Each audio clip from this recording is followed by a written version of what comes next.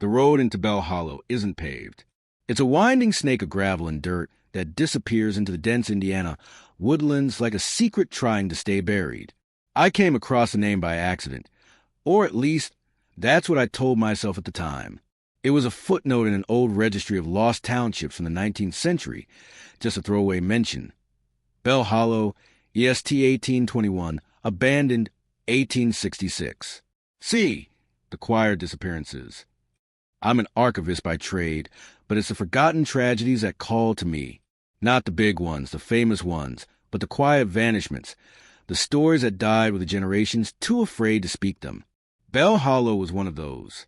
There was no Wikipedia page, no documentaries, just yellowed newspaper clippings, letters never sent, and that one whispered phrase, the Choir Disappearances. The first thing that struck me when I found the place was the stillness. Nature had reclaimed everything. Moss-covered stones, skeletal chimneys peeking from under layers of ivy, rusted iron gates hanging crookedly from stone pillars. I didn't find the church right away. It was buried beneath layers of bramble, choked vines, and thyme. They called it St. Lillian's. It had once in the heart of Bell Hollow, not just a place of worship, but a gathering point, a school, a stage. The choir was famous, apparently. A group of young girls whose harmonies were said to draw God himself to tears. Local legends said people traveled from towns over just to hear them sing during Sunday Mass. But all of them, every girl in that choir, vanished on the same night in 1866, along with their choir mistress. No bodies, no blood, just silence. The stone chapel still stands, in pieces. Its steeple lies shattered in the nave, its bell long since scavenged or rusted away. But there's something oppressive about the air here, like the acoustics still remember the last note sung. I stepped into the ruin cautiously, flashlight in hand, half expecting the floor to give way. But the stone held, and something colder than the Indiana autumn wrapped itself around me. I came across a ledger tucked behind the remains of the pulpit, brittle and bound in black leather. Most of it was waterlogged and illegible, but someone had etched a single line on the inside cover in delicate, shaking ink. We sang the wrong song, and now he listens always. I don't know why that line chilled me more than anything else, but it did. Back in my motel room that night, I started digging. The Bell Hollow Gazette archives had only published 4 issues after the disappearances, each one more frantic than the last. The sheriff had organized a search, but there were no tracks, no forced entries. Witnesses said they'd seen the choir mistress leading the girls into the church the evening before, lantern in hand, rehearsing for the Sunday service. By morning, the church was locked from the inside, and empty. A mother claimed she heard her daughter's voice humming from the forest at dusk. Another said the trees themselves echoed with a melody that never ended. One man reportedly gouged out his own ears after claiming the song was crawling inside his skull. By the 5th issue, the newspaper folded. Bell Hollow fell off maps. Families fled, and the forest grew thicker. The most disturbing thing I found isn't in the town's own documents. It's a journal housed in a private collection at a seminary 2 counties over. The entries are dated 2 months before the vanishing. The author? Celestine Ward, the choir mistress. Her handwriting is immaculate, her prose eloquent, but it reads like a descent into madness. She speaks of harmonic doors, of resonant frequencies that awaken the listener, of a older than scripture hidden in the spaces between notes. She believed the girls had perfect pitch, that they were born tuned to him. And then in the final entry, just 3 days before the event, the hollow is not empty. It never was. We are merely its echo, and tomorrow we shall return to the source of sound. I should have stopped there, but I didn't. There's one more thing. I brought back a recording, purely for documentation. I always capture ambient noise when visiting ruins. Helps me reconstruct soundscapes. But when I played it back, I heard something that hadn't been there during the visit. A faint layer harmony. 12 distinct voices. Girls singing. The melody is haunting, minor key, oddly dissonant, but beautiful in a way that makes your skin crawl. And layered beneath them, so low it's nearly imperceptible, is another voice. Male, resonant, like the deep hum of the earth itself. I've listened to it a dozen times, and every time I do, I swear, the voices are getting louder. I returned to Bell Hollow to investigate further. I brought more equipment, extra batteries, old hymnals. I need to know what happened that night in 1866. Why 12 girls sang their way out of existence. What Celestine awakened beneath that chapel. And why now something is singing back. Bell Hollow had always been a quiet township, a speck of civilization nestled in the wooded cradles of southern Indiana, forgotten even by those who lived a few miles away. But in the spring of 1866, a fever took hold. Not the kind that breaks the body, but one that burns through the soul. They called it revival. It began with Reverend Elijah Brixby, a firebrand preacher whose voice could boil blood or soothe into prayer.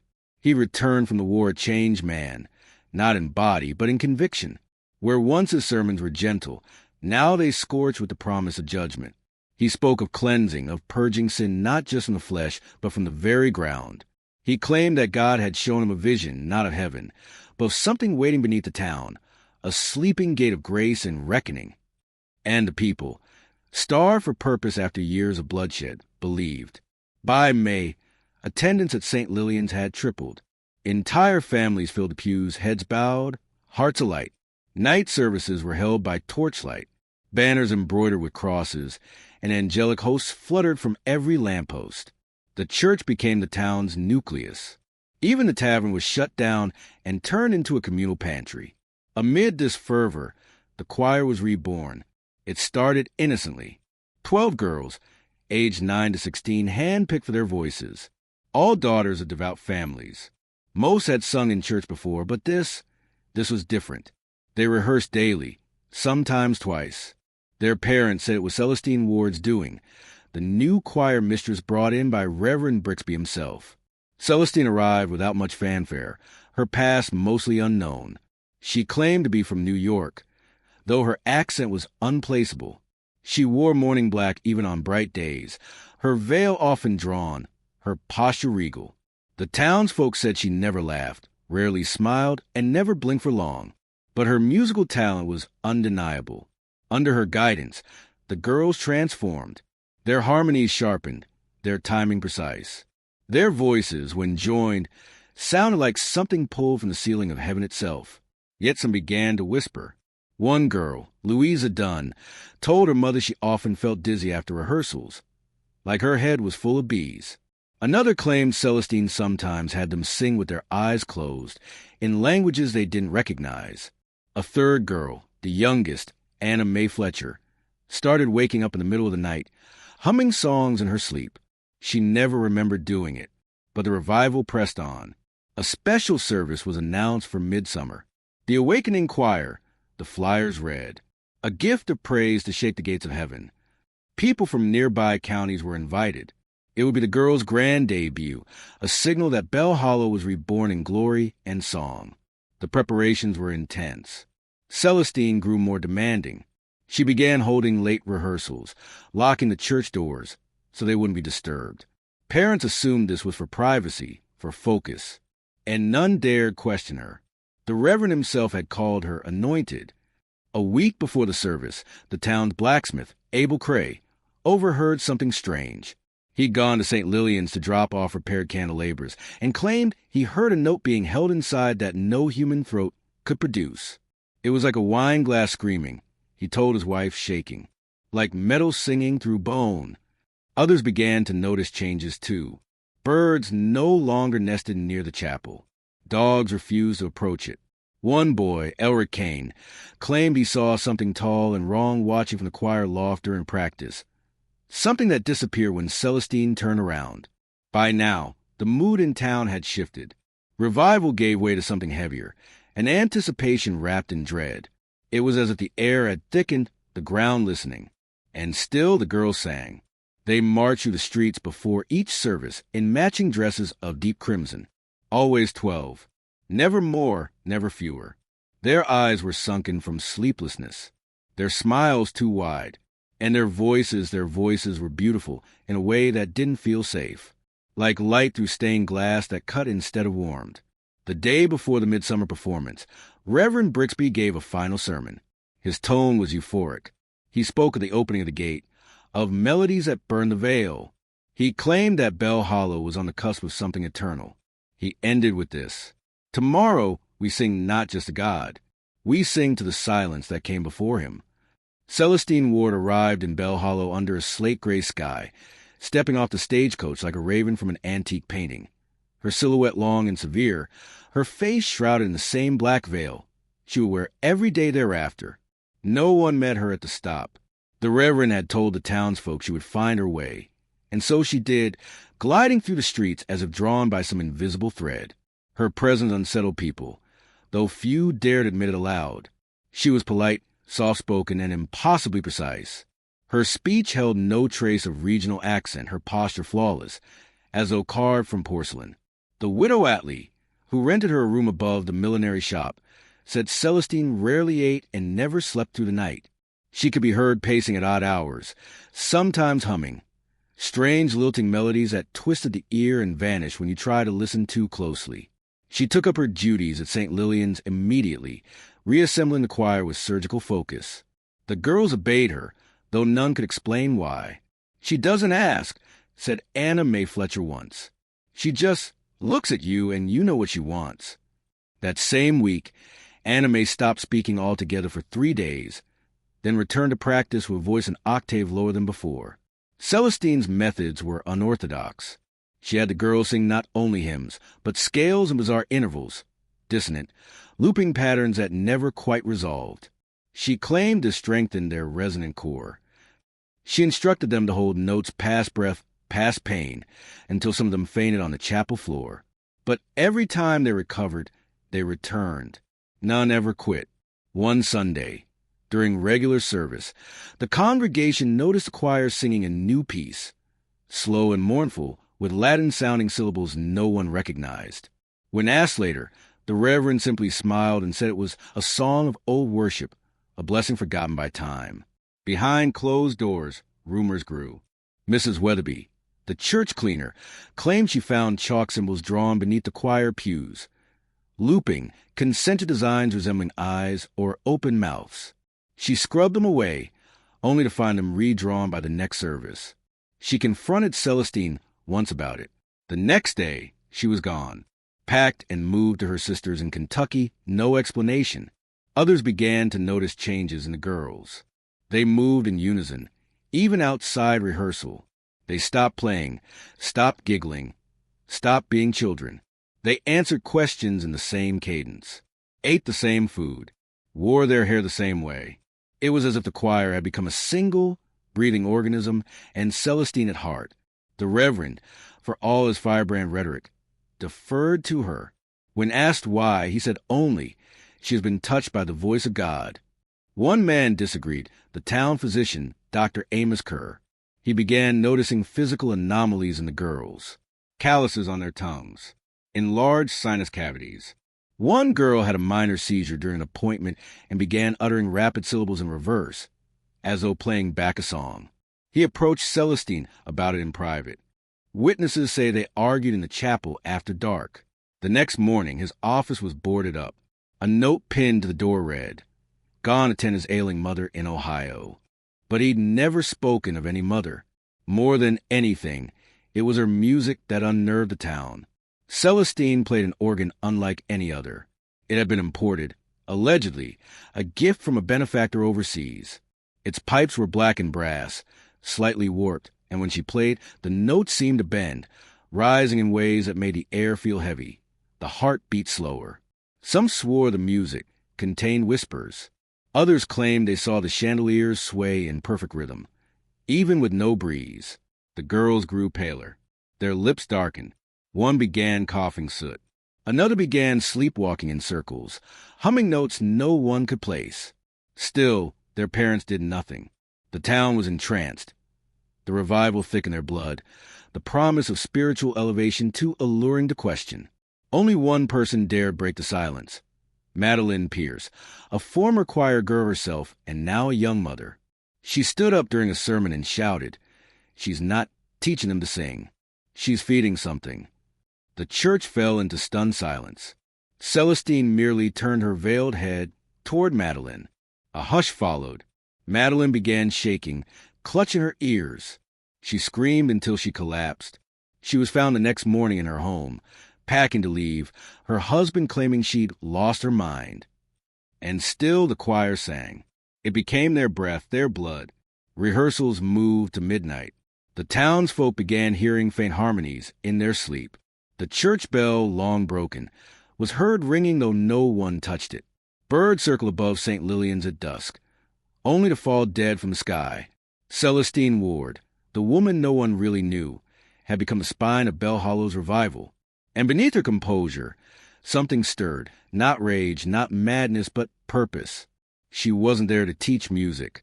She was there to open a door. The wood surrounding Bell Hollow had always been thick, a restless patchwork of black locusts and oaks, old as the land itself. Locals used to call it the singing timber, though no one remembered why. Trails cut through in thin veins, used mostly for hunting or firewood. But since the revival began, even the most seasoned woodsmen had grown reluctant to enter. The trees had become different. It started with the echoes. Children walking the edge of the forest claimed they heard their names whispered from just beyond the underbrush. Teens dared each other to venture in at dusk and came back pale and speechless. One boy, Caleb Downing, vanished for nearly 6 hours and returned with a mouth full of blood and no memory of where he'd been. His only words before slipping into a muttering fugue. The choirs and the trees, the forest, once a safe cradle for the town, had taken on ascensions. Birds ceased their songs. Squirrels no longer chattered in the branches. Even insects seemed to avoid it. The silence grew so oppressive that some swore they could hear their own heartbeats echo against the trunks.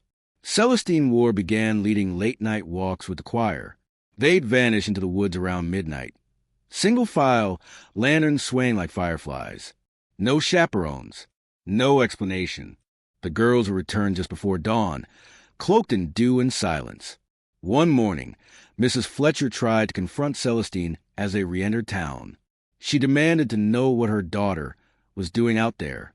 Celestine simply replied, "We are learning to listen." No one dared push further. Soon after, other phenomena followed. Farm animals were found dead, arranged in perfect concentric circles, eyes removed, tongues missing. A milk cow lowed a perfect harmonic tone before collapsing. A dog barked into the forest until its throat ruptured. Hunters found deer impaled on tree branches, their bodies twisted unnaturally, as if something had sung their bones apart. Worse than the deaths, though, were the sounds. People lying awake at night would hear soft harmonies drifting through their shutters, not from town, but from deep within the trees. Sometimes it was one voice, high and innocent. Other times it was a chorus, layered in unsettling disharmony. No words, just notes, spiraling and incomplete, like lullabies drowned underwater. Madeline Pierce, still recovering from her breakdown, reported hearing her child's voice singing in her dreams, except her daughter was only 3 and hadn't yet learned to speak clearly, let alone sing. When she awoke, the girl was standing at the window, humming tunelessly into the trees. The Reverend remained resolute.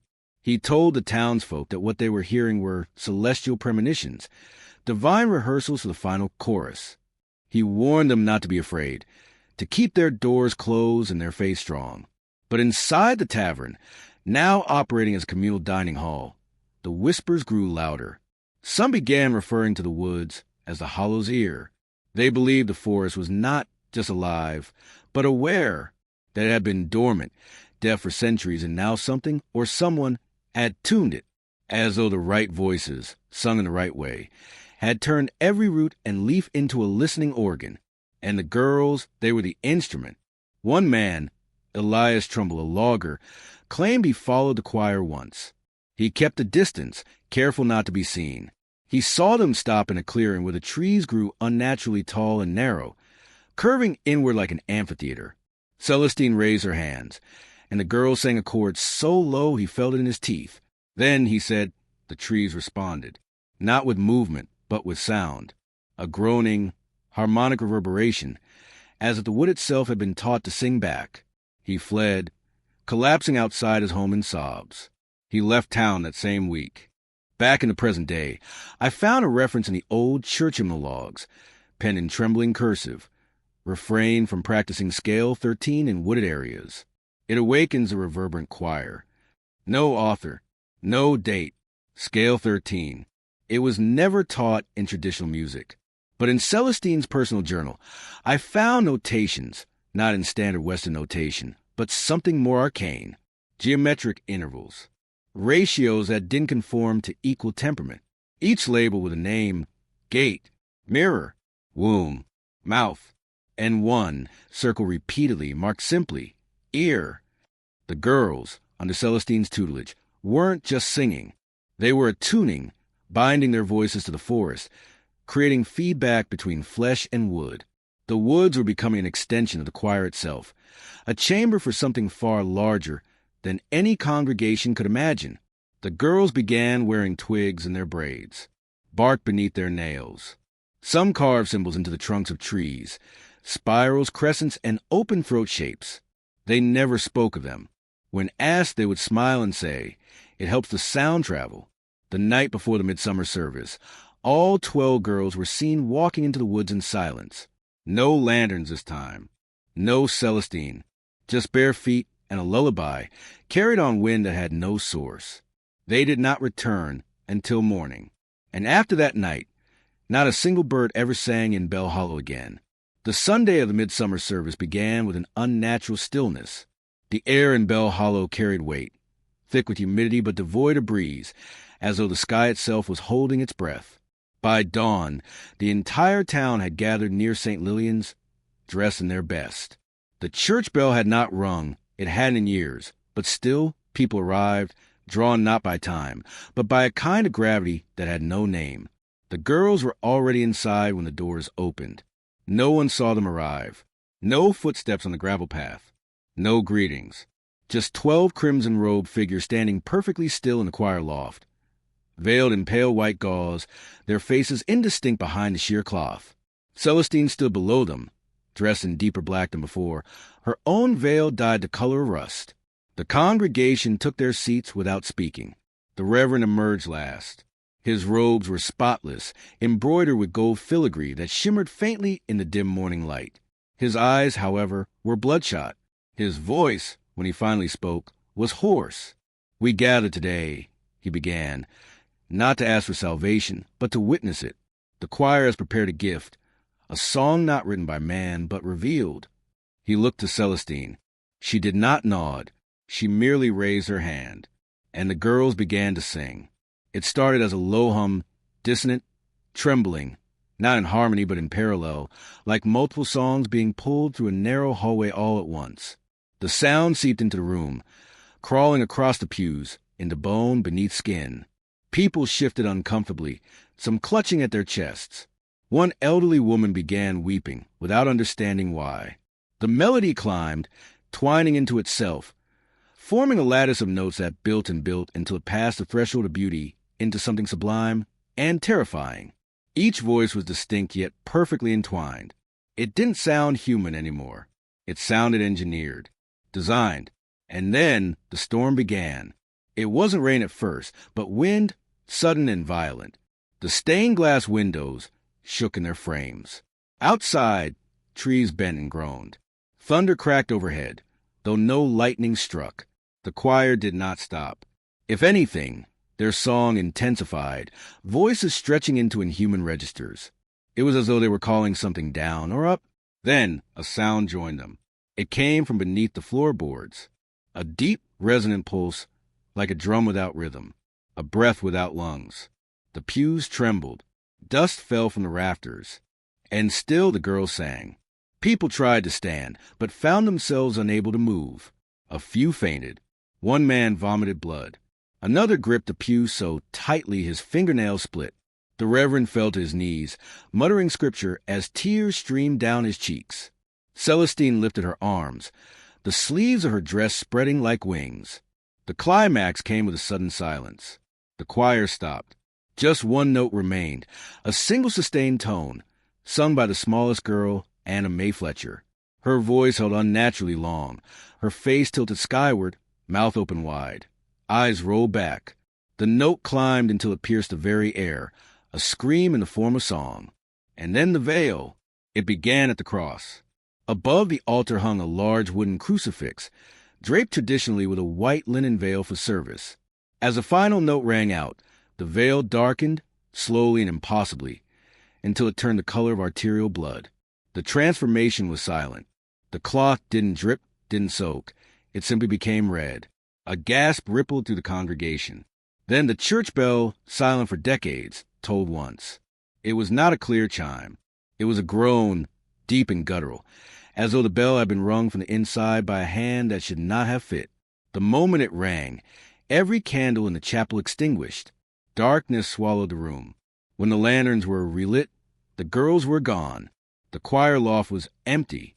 The veils lay scattered on the floor, some snagged on the pews, drifting as if disturbed by passing figures.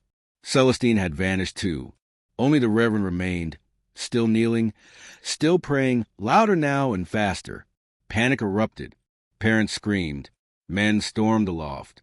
The Reverend shouted for calm, but could barely speak through his hysteria. The doors of the church refused to open. They were not locked, they were sealed, as if fused to stone.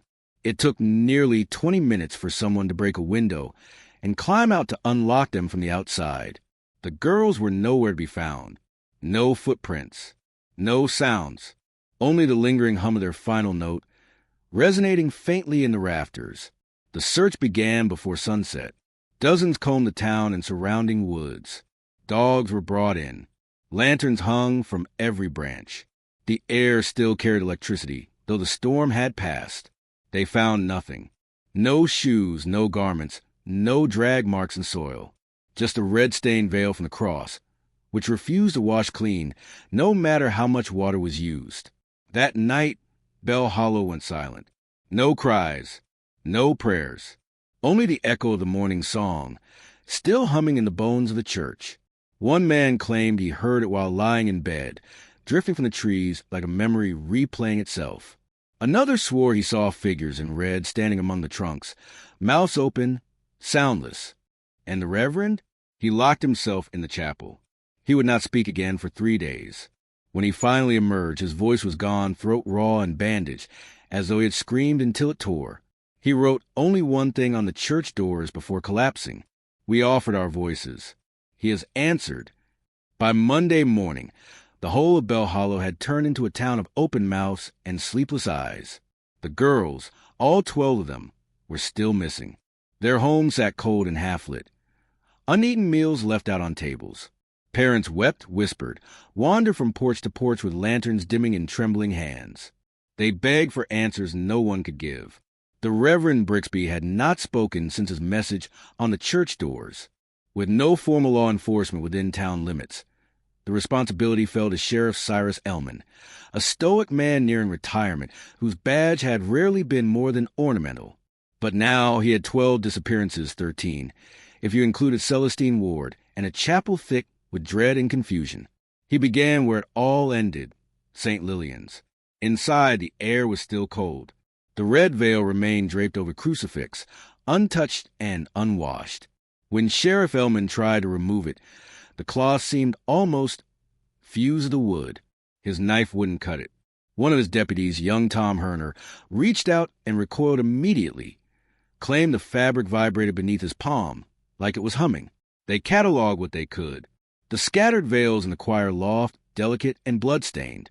Sheet music with legible notations, none in English, none in standard musical format.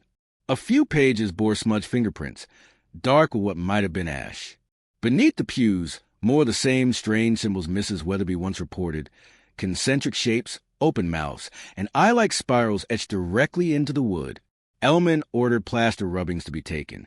The symbols would later be compared to known iconography and found to match nothing. No religion, no folklore, no known language. Interviews followed. The parents, though frantic, offered little. Most had allowed their daughters to follow Celestine unquestioningly. The revival had held them in such a grip that no one thought to intervene. When pressed, several mothers admitted to hearing their daughters speak in their sleep, murmuring strange harmonics, repeating phrases like, "Listen beyond the breath," or, "He sleeps beneath the cord." None could explain what it meant. The townsfolk grew restless. Some accused Celestine of witchcraft. Others whispered of forest spirits, or pagan rites disguised beneath the choir's purity. One widow insisted the girls had been taken by God, offered in divine sacrifice to cleanse the town. Another, more grimly, believed they were buried in the woods, that the songs had been a mask for ritual murder. Sheriff Elman didn't deal in folklore. He launched a full-scale search. Over 50 men scoured the surrounding forest. They combed the hills, drained the creek, knocked over every stone. They found deer carcasses disfigured, almost folded inward like paper. Birds with torn throats, hung from branches in clusters of 12. One deputy, Calvin Meyer, was found 3 hours after he vanished from the group, curled into the hollow of a tree, whispering notes to himself in a frequency no one else could replicate. He never rejoined the search. The strangest discovery came from the churchyard itself. Underneath the choir loft, past a trapdoor sealed for decades, the search team found a chamber. It was narrow and lined with faded stone tiles, likely an old catacomb or root cellar from when the church was first built. It stretched 15 feet, ending in a rounded wall where more symbols had been etched, but these glowed faintly, like embers smothered under glass. In the center of the room sat a single chair, iron, cold to the touch. Surrounding it were bones, small, human, but not from 12 children, from many, at least 30 separate individuals. The coroner would later estimate dating back decades, some older than the town itself. On the wall, above the chair, another message. Every note is a name. Every name is a door. The room was sealed immediately. Sheriff Elman posted guards and sent word to the county magistrate, requesting outside assistance. He received no reply. When he tried again via telegraph, the message returned. No record of Bell Hollow on file. Location not found. It was as if the town had slipped from the map. Stranger still, several maps in town, school atlases, mail routes, property surveys, now lacked any reference to Bell Hollow at all. Even the townspeople began to question their reality, their location. One man swore the stars no longer aligned the same above the church. A schoolteacher noted her compass spun erratically within 50 yards of the steeple.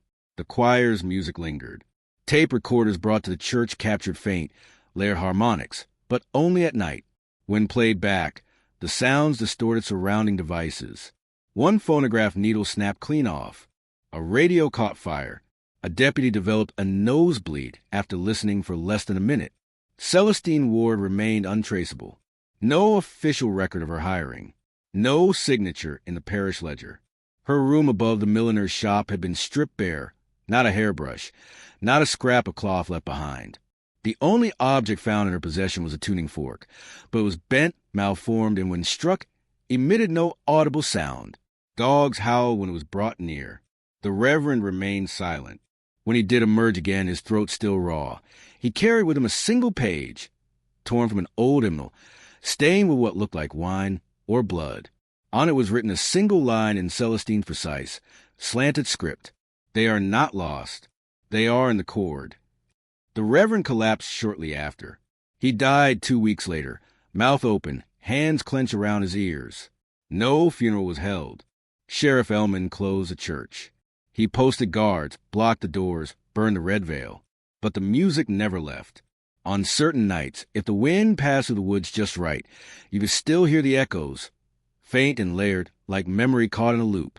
And somewhere, beneath the stone, beneath the breath, something was still listening. It was the town's historian, Elias Varn, who first suggested that the answer might not lie in the church at all but beneath it. Varn was a quiet, meticulous man, known more for cataloging marriage records and property deeds and making wild claims. But after the disappearances, something in him changed. He stopped shaving, stopped sleeping, too. He was seen most nights wandering the perimeter of the chapel with a stack of brittle papers under one arm, whispering to himself. One morning, he entered the town hall with an armful of ancient manuscripts, papers older than Bell Hollow itself, and demanded to speak with Sheriff Elman. This town wasn't built on a settlement, he said. It was built on a silence. At first, Elman thought the old man had snapped, but the documents Varn presented were impossible to ignore. They were land surveys predating Bell Hollow by nearly 50 years, describing an indigenous site once known by the Potawatomi as Kikinimadu, loosely translated. The hollow that listens. According to fragmented texts, the land had been avoided, even by native tribes who believed it to be a conduit of unclean spirits, a thin place where sound did not dissipate but descended. The most chilling phrase, repeated often, was this: "Do not sing near the hollow. It remembers voices." Varn cross-referenced these accounts with early settler diaries.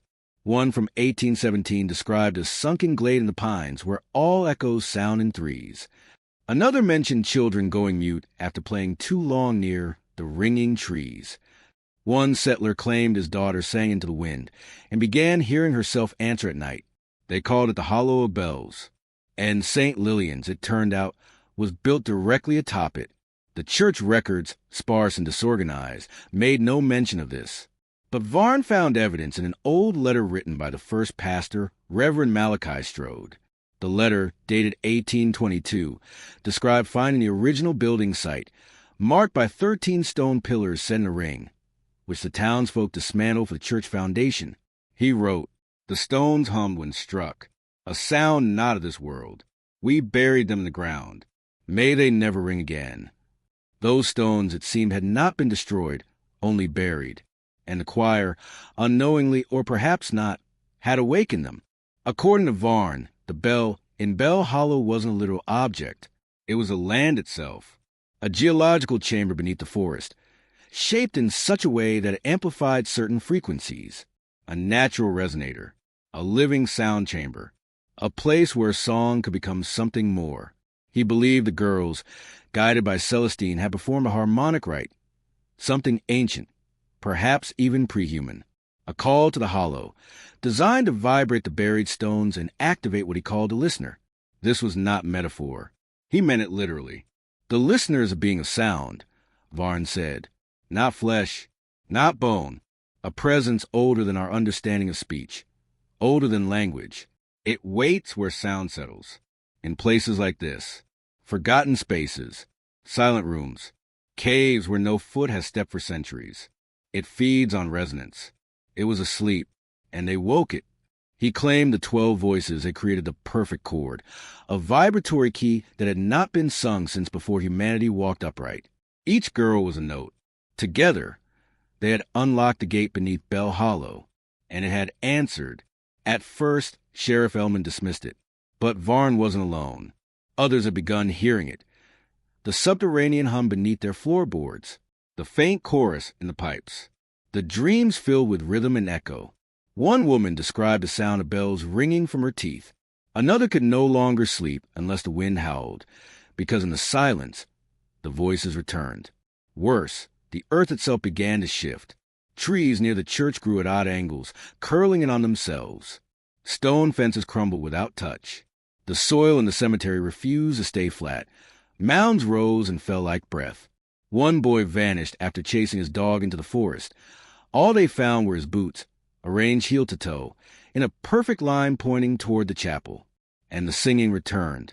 Not every night, but some, always soft, always from below. The church, though sealed, seemed to hum faintly at twilight. Some said the windows fogged with breath from inside. Others heard their own names carried on the wind, stretched and warped by harmony. The hollow had awakened, and it was listening. Varn believed the process was not yet complete, that the song was still unfolding, that the listener had not fully emerged, only stirred. He wrote in his final report, "The chord is an invitation. The choir was merely the mouth. Now that it has heard us, it waits for a response. Silence is not safety. Silence is hunger." A week later, Varn disappeared. His home was found ransacked, his research gone. On his wall, scratched deep into the plaster, a single phrase had been gouged in jagged spirals. "There are bells beneath the roots." Bell Hollow began to unravel. One by one, families left. Those who stayed locked their windows and dared not speak above whispers. The sheriff stopped patrolling. The church guards abandoned their post. And in the woods, the trees began to sway in time with sounds no one dared acknowledge. The town had sung. The hollow had heard. And something beneath the earth, something shaped like listening, was beginning to rise. It was nearly 6 months after the disappearances when I found the journal, not in Bell Hollow, but 2 counties north, in the archives of burned-out theological seminary long since abandoned. I had followed Celestine Ward's faint trail through census fragments and post-war employment registries, most of which bore no mention of her name. But tucked between the pages of forgotten missionary ledger was a letter from a Reverend Tullis, dated 1863. We have dismissed Miss Ward from our program. Her teachings are unorthodox, dissonant, even dangerous. She speaks of tones that pull the soul apart. Attached was a list of students who had withdrawn during her brief tenure. Several later committed themselves to asylums. One, a girl named Rosalie Hennicks, had scratched her vocal cords raw attempting to speak like the gate. She died in 1865, and her last diary entry simply read, "She taught us open the throat, but not how to close it again." The seminary storage basement was mold-choked and water-damaged, but in a sealed wooden box marked Oral Anomaly Ward C. I found it. A leather-bound journal, wrapped in cloth, its pages miraculously preserved. The script was unmistakably hers, spidery, angled, every line as meticulous as a hymn etched in bone. The first pages were calm. Descriptions of vocal theory, ancient chant traditions, the physics of resonance. She wrote of sacred intervals and mirrored pitches, of frequencies not measured in hertz but in memory. She was obsessed with the idea that music was not expression, but architecture, that voices could build, that enough of the right notes could shape a space into something new. But then the tone shifted. She began referencing dreams, visions of endless corridors of sound, voices humming through walls, disembodied mouths speaking in chords. She claimed to have received visitations. Not angels, but archons of echo, beings made of layered speech. She described her childhood. 2. Celestine had not come from New York, as she claimed. She was born in a commune in upstate Pennsylvania, one of the last remnants of a Gnostic sect known as the Sonorous Path. They believed the universe was spoken into being, not just through the word, but through tone. That God was not a being, but a resonance so perfect it fractured reality into flesh. The sect believed in the listener. It was their God and their mirror, the entity that heard the universe into being and would one day call it back. Celestine was considered a vessel, a child born with the inner chord. Her voice, they believed, could awaken the sleeping listener. But the sect fractured before the rite could be completed. Their temple burned. Most members vanished or were arrested. Celestine disappeared from record until Bell Hollow. The most disturbing entry came near the journal's end. She wrote of finding the hollow by chance, or perhaps by guidance. She called the forest a natural cradle for auditory rebirth. She had heard the trees hum before she ever entered the town. She claimed the buried stones resonated when she sang near them, and the wind answered in fifths. She said the girls had been chosen not by her, but by the sound itself, each born with a resonant core, each aligned to a forgotten note. She taught them the scale of unbinding. Not Gregorian, not Pythagorean. Older, and then this, scrawled in frantic, uneven ink. 12 voices are open, 1 voice to sustain. But mine must close the gate. She had never intended to vanish. She had intended to stay behind, to anchor the cord, to hold the aperture closed with her voice. But something had gone wrong. She called it the overnote, a 13th tone that emerged during the final rehearsal, a tone not from the girls, not from her. She did not know what had sung it. She wrote, "It came from below, from beneath breath, a mouth in the stone. It sang me open, and now I cannot close."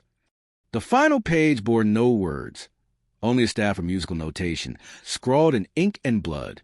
The notes did not match any known scale. When I played them on a keyboard back in my motel room, a bulb in the desk lamp shattered.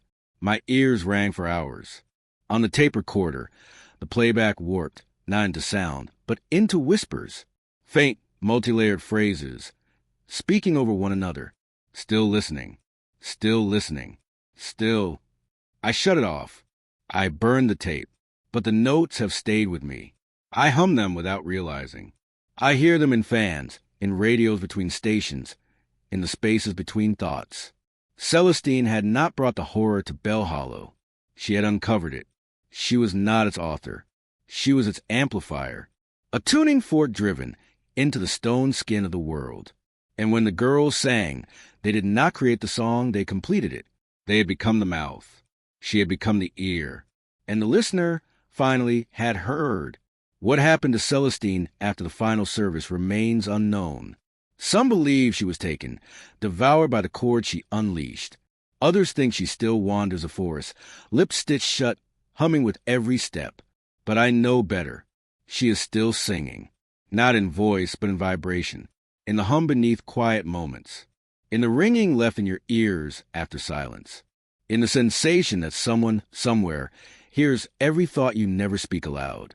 Celestine's secret was not that she knew how to awaken the listener. It was that she knew how to listen back. No one in Bell Hollow saw the choir girls on the night before the midsummer service. Their families, still wrapped in the fervor of the revival, assumed they were safely rehearsing at St. Lillian's. The church doors remained locked, the curtains drawn. A faint light pulsed from within, steady, rhythmic, almost like breathing. But one person did see them. Abner Keene, the town's groundskeeper, had taken to sleeping in the tool shed near the chapel ever since the voices began haunting his own home. That night, stirred by a sound he described as an organ tuning itself through the wind, he stepped outside into the hush of midnight and looked toward the chapel. There, through the stained glass, he saw shadows. Not vague flickers, but precise silhouettes. 12 slim figures standing perfectly still in the choir loft, arranged in a semicircle. A 13th form stood at the center, arms raised, motionless. Keene swore he saw them sway, not in rhythm, but in counterpoint, like overlapping pendulums, moving out of sync and yet harmonically aligned. Then the glass glowed, not from within, from the stained panes themselves. The colors pulsed outward, refracted through the figures, creating kaleidoscopic patterns on the ground outside: red, indigo, violet, green. The images it projected were unnatural. Not crosses or saints, but spirals, eyes, and open mouths. He ran. By the time he returned with another witness, the lights had faded, and the church stood silent once more. Inside, something had changed. A carpenter named Hollis Boone, tasked the next morning with adjusting the altar rails before the ceremony, arrived early. When he entered the church, he found abandoned no Celestine, no choir, no reverend. But there were candles everywhere. Hundreds, arranged not in rows or altars, but in circles. Concentric rings of flame surrounding the pews, the pulpit, and the choir loft. The air was thick with incense, not the kind used in services, but something older, musky, and bitter, like rotting pine and iron. On the organ sat a sheet of music unlike any he'd ever seen. There were no notes, just lines, wavy, curving, intersecting in strange geometries. Scribbled symbols, spirals, crescents, waves, and a word written repeatedly along the margins: Sassenir, sustain. He took it to the reverend, who had been locked in his study for days. When Boone entered, he found Brixby kneeling, not in prayer, but with a mirror balanced on his lap, staring into it as if waiting to see someone else's reflection. Boone asked about the music. Brixby looked up, eyes hollow, and said, "They know the way now. The sound has written itself into them." Later that day, more strange reports emerged. Mrs. Penrose, who lived near the church, claimed she heard singing in the wind, a full harmony, but layered wrong, like every voice was inside out. She said it didn't sound like music anymore. It sounded like pleading. A little girl named Clara, too young for choir, stood at the chapel gate and whispered, "They're singing from below now." When asked what she meant, she simply repeated, "Under the stone," before walking away. The forest around the town grew eerily still that afternoon. The air refused to move. Leaves hung motionless on the branches. Birds watched in silence.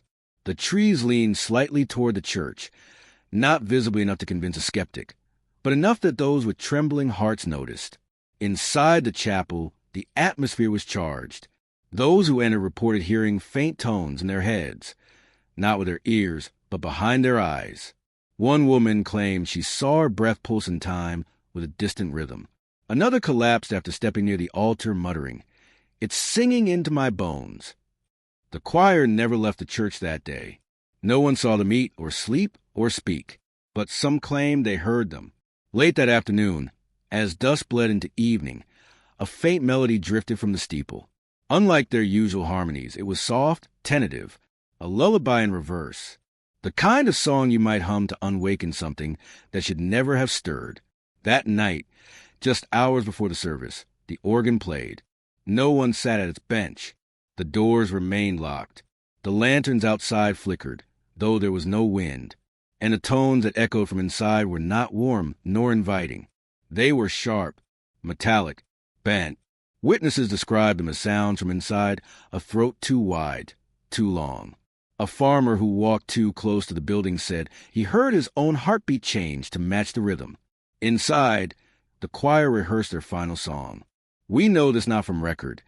There is no surviving sheet music, no transcription. But in the days that followed, fragments would emerge in the strangest places, scratched into the bark of trees, etched onto window panes by frost, whistled by those in sleep paralysis. Each fragment was slightly different, but all contained the same refrain, repeated in various languages and non-languages. One voice becomes many, many voices become one, and through the gate the listener comes. That night, the final rehearsal, was the last time the girls were seen alive. By morning, they had vanished. Only the echo of their rehearsal remained, and it would never fully fade. The church would hold that vibration in its walls for years. The stones would resonate with it. Animals would flinch when passing by. And in the hollow spaces between bells, in the gap between thunder and silence, you could still hear the tail end of their song, trailing off into a silence so vast it felt alive. It wasn't just a song. It was an arrival. They vanished without a sound. When the sun rose over Bell Hollow on the day of the midsummer service, the church doors remained shut, locked from the inside. The lanterns were still lit, though the oil had long since run dry. Smoke curled to the gaps in stained glass like incense offering itself to the sky. At first, no one panicked. The congregation gathered at the appointed hour, dressed in reverent silence. They lined the chapel's outer path, forming a ring of anticipation, waiting for the choir's triumphant reemergence. After all, this was the day the town had waited for, the culmination of weeks of devotion and song. Redemption through harmony. But an hour passed. Then, too, no voices, no music, only the low, metallic drone of silence, that same strained pressure behind the ears, the sound that felt like being watched with no eyes present. Sheriff Ellman was called. He brought 3 deputies and the church's spare iron key. When he unlocked the main door, it refused to open, not stuck, but resistant, like something held it closed from within. They forced it. What they found was absence. No girls. No Celestine. No Reverend. Only 12 crimson veils lying in a perfect circle on the nave floor, each one arranged as if gently placed, still bearing the faint scent of pine and smoke. No signs of struggle. No footprints in the soot that covered the tile like ash after a fire. The organ stood cold, its last chord still vibrating in the air, inaudible to the ear, but felt in the bones. One deputy vomited upon entry. Another bled from his nose when he stepped past the altar. A faint humming pulsed beneath the stone. Ellman ordered the church cleared, but not before they searched every inch. The trapdoor to the crypt was sealed, welded shut with some dark, glassy residue that couldn't be chipped or burned. When a sledgehammer was used, the sound it made echoed wrong, as though the walls themselves were swallowing it, reshaping it. Then came the bell, at exactly noon, with no rope and no hand to pull it. The church bell rang once. A single toll impossibly deep, shaking the windows of every home in Bell Hollow. Animals howled. Infants screamed. Mirrors cracked. And in the woods, a sound. Witnesses claimed they heard it distinctly. Not an echo, not the rustle of trees. A choir, 12 voices woven together in an endless loop, rising and falling in perfect, inhuman harmony. Some said it sounded joyous. Others mournful. Most could not describe it at all. The sound faded only when dusk fell. Search parties were formed again. Volunteers marched into the woods with torches and rifles, shouting the girls' names, calling out hymns, hoping their voices would reach wherever the others had gone. They found only this. A clearing. New. One that hadn't existed before. The ground was bare as if freshly raised. At the center stood 13 stones, black, pitted, warm to the touch. Each one bore markings now unmistakable. Spirals, mouths, eyes. Each stone sang faintly when the wind passed through the trees. The same chord, the same pitch, the same 12 tones. And beneath them, hollow earth, a chamber of sound. They did not dig. They did not return. Soon after, the woods around Bell Hollow were declared cursed. The town emptied. The roads were left to rot. The chapel was boarded, then burned. But the stone would not blacken.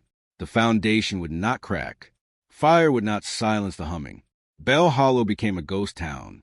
The choir girls were never found. Their names vanished from public record. Their families erased from census rolls. Even in death, no one could bury them, for there were no bodies, no graves, no proof. Only sound, endless, lingering. I heard it myself decades later, in that same clearing, now choked with trees once more, but the stones remain. I brought equipment, a microphone, a recorder, instruments meant to capture frequencies beyond normal range. What I captured was impossible. Voices, layered in dozens, speaking and singing and whispering in tandem. Some were clear, some warped, some reversed, but all speaking in rhythm, echoing each other, becoming each other. One phrase repeated. We are in the chord. The chord is in the hollow. The hollow is the mouth. The mouth is open. Then came a 13th voice. Lower, colder, slower. Not feminine, not human. Just one word, drawn out until it no longer meant anything. Listen. The tape burned in my hands. The equipment shorted out. The clearing went still, but the hum remains in me, in my bones, in my dreams. And I now understand. The girls did not vanish. They were taken.